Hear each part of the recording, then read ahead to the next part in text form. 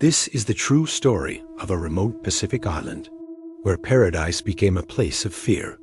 An atoll so isolated that it feels forgotten by the world. Yet over decades, sailors, settlers, and visitors would report terror, violence, and something they could not explain. The survivors who washed ashore found an island of breathtaking beauty, lush, green, surrounded by a turquoise lagoon. But beneath the paradise, there was something else. They described the atoll as eerily desolate, a place that felt unwelcoming. After their rescue, no one dared to settle there. The island remained untouched, but among sailors, whispers began to spread stories of a strange unease that would settle over their ships whenever they anchored near its shores. Fast forward to the early 1900s, Palmyra was claimed by the Kingdom of Hawaii and later annexed by the United States, but it remained a ghost on the map. No town was ever built. No permanent community ever took root. Its remoteness became its defining feature, a place difficult to reach, and for some, even harder to leave. Passing crews and the few locals who dared to visit described the island with a chilling consistency. They said it was unnaturally silent. The birds didn't sing right. The wind didn't sound right. The silence itself felt heavy, oppressive, as if the island was holding its breath. Then, World War II erupted, and the silence was broken. The U.S. Navy, seeking strategic outposts in the Pacific, descended upon Palmyra. They dredged the lagoon, built an airstrip, and constructed a military base. For the first time, hundreds of people lived on the atoll. Servicemen stationed there found themselves in a strange kind of prison, surrounded by endless ocean. The heat was relentless, the isolation absolute. In letters home, some soldiers mentioned an unexplainable fear that would creep in from the jungle at night. There were a handful of accidental deaths and a few violent incidents, officially chalked up to the pressures of war. But some veterans, years later, would confess a darker truth. They claimed the island itself felt wrong, that it seemed to amplify their worst impulses and prey on their minds. When the war ended, the military left as quickly as it had arrived. Its concrete bunkers, airstrips, and buildings were left to be reclaimed by the jungle. The island slipped back into its profound silence, now littered with the ghosts of war. Occasional scientific teams who visited in the following decades reported an intense, oppressive atmosphere that hung heavy in the air. The old stories of dread began circulating again among sailors, but now with new, terrifying details. The sound of screams carried on the wind from the palm trees, and fleeting figures seen darting near the abandoned military bunkers. Palmyra was no longer just an isolated atoll. The legend turned into a horrifying reality in 1974. Malcolm and Eleanor Graham, a wealthy couple known as Mac and Muff, sailed their beautiful yacht, the Sea Wind, to Palmyra, seeking the ultimate escape. They found it, but not in the way they imagined. They anchored in the lagoon alongside another, much rougher vessel. Months later, the Sea Wind was discovered back in Hawaii, repainted and renamed. Aboard were Walker and Stearns.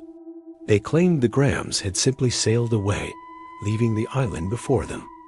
But the story didn't add up.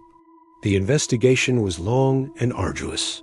For years, the mystery of what happened to the Grahams remained unsolved until a visitor walking on one of Palmyra's beaches made a gruesome discovery. A human skull and bones had washed ashore. Mac Graham's body was never found. Buck Walker was eventually convicted of murder. But those who had been to Palmyra, those who had felt its strange, unsettling energy, wondered if something more sinister was at play. Stephanie Stearns, who was acquitted of murder, later described her time on the island as a living nightmare. She spoke of an overwhelming paranoia and a constant, suffocating fear. The atmosphere, she claimed, felt poisonous, almost as if it were influencing their thoughts and actions, pushing them toward darkness. Her account wasn't unique. Other sailors who had briefly visited Palmyra reported the same thing, a sudden, inexplicable dread that washed over them, the moment they stepped ashore. They spoke of how petty arguments would escalate into furious, irrational fights for no reason. But the pattern of extreme psychological strain was impossible to ignore. In the decades that followed, scientific expeditions cautiously returned to Palmyra. Researchers came to study its pristine coral reefs and unique wildlife. But privately, some admitted to unsettling experiences. They spoke of the chilling sensation of being watched while working deep in the jungle. A notable number of researchers requested to leave their expeditions early, citing crippling anxiety and a profound inability to sleep on the island. Palmyra was officially safe, a protected natural wonder, but its reputation as a place of dread continued to grow. So what is happening on this remote speck of land? The relentless heat, humidity, and the sheer emptiness of the surrounding ocean can put an incredible strain on the human mind. The decaying debris of World War II might create a somber, suggestive atmosphere. Some even speculate that toxins from old military equipment could be affecting the environment in subtle, unknown ways. Yet none of these theories fully account for the consistency of the experiences, the decades of repeated claims of a palpable, malevolent feeling. Are the spirits of shipwrecked sailors from the Betsy still wandering the shores? Are they the restless souls of servicemen who died during the war, far from home? Could the residual trauma from the brutal sea wind murders have permanently stained the island, replaying itself for those sensitive enough to feel it? Some believe Palmyra is a thin place, a weak spot in the veil between our world and another. While traditional Hawaiian lore speaks of spiritually sensitive places, no specific curse or ancient legend is attached to Palmyra. The fear seems to have sprung from the island itself. Today, Palmyra Atoll is a protected wildlife refuge managed by the Nature Conservancy. Access is severely restricted. Only a handful of scientists and staff are permitted to visit.